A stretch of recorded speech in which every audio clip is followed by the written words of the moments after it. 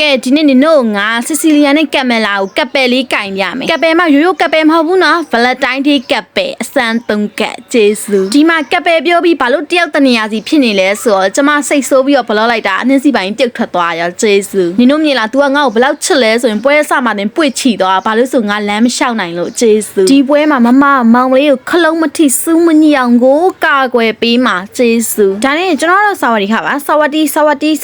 ခအဲ့ဂျပူးမကိုလှုပ်စမ်းတအားတွေကိုမျက်စိနှောက်နေပဲငိမ့်ငိမ့်ကိုမနေနိုင်ဘူးသူ့မှာဟိုမှာဒေါထိန်နဲ့မောင်ကောင်းလေးကပြေးချင်တာလားမောင်ကောင်းလေးကပြေးချင်လဲမမလက်ကမလွတ်ဘူးမောင်ကောင်းလေးရဲ့ကလမနေအရန်ကိုခါရမ်းနေရပဲဘာဖြစ်ချင်ကြောင်းနေကလာတိုင်းပြီးသွားချင်နေရလားဟာလားမမောအဲ့ဂျပူးမကိုတက်ချင်တာလာမမလှုပ်ပေးမယ်ကဲဂျပူးမနင်ဘာတက်နိုင်သေးလဲငါရှိနေတွေ့နေငါမောင်ထိလို့မရဘူး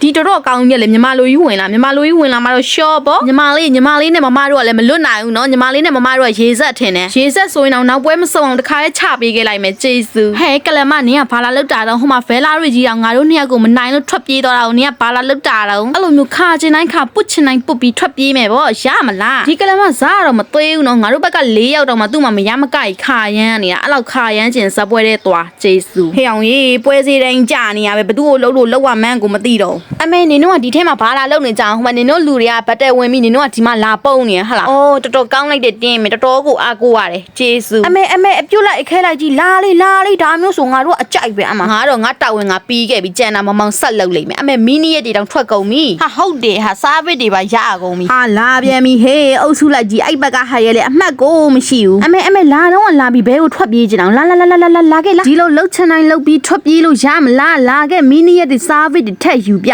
မောင်မီနီရက်တွေစားဗစ်တွေထပ်ပြီးတော့ယူပြလိုက်အမစားဗစ်